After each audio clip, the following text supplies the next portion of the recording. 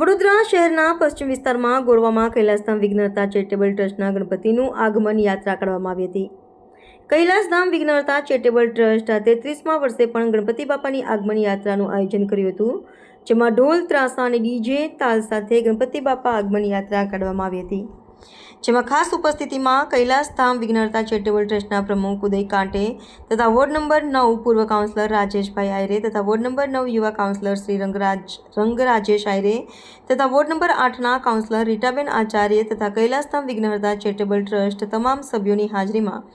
ગણપતિ બાપા આગમન યાત્રા કાઢવામાં આવી હતી, જેમાં મોટી સંખ્યામાં લોકો આગમન યાત્રામાં જોડાયા હતા। વિસ્તારની અંદર તમે જુઓ છો કે કૈલાસધામ યુવક મંડળ દ્વારા દર વર્ષે દિવસે ને દિવસે તમે જુઓ છો કે પહેલાં તમે જુઓ તો 5 ફૂટ 10 ફૂટ 15 ફૂટ આજે વડોદરા શહેરની અંદર એ કૈલાસધામ યુવક મંડળ અને વડોદરા શહેરના દરેક યુવાનો તમે જુઓ છો કે ધર્મની સાથે એટલા બધા જોડાવ છે। મને એવું લાગે કે મહારાષ્ટ્ર પછી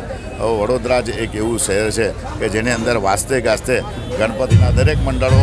જ્યારે આજે તમે જોઈ રહ્યા છો કે જે પોતે અમારું ગુજરાત હાઉસિંગ બોર્ડ છે ગુરવાની અંદર આ કૈલાસધામ ગણપતિ જ્યાં બેસાડવામાં આવે છે એ સ્થાપના કરવામાં છે। એ ગણપતિ મિડલ ક્લાસ વિસ્તારમાં છે, પણ તેમ છતાં સમગ્ર વર્ષ દરમિયાન યુવાનો દ્વારા પોતે પોતાનું કોન્ટ્રીબ્યુશન અને ઉદયભાઈ કાંટે એમની સમગ્ર ટીમને વંદન કરું છું કે આવું વાસ્તે ગાસ્તે હજારો સંખ્યા ડીજે ઢોલ તસારા બધાની સાથે સાથે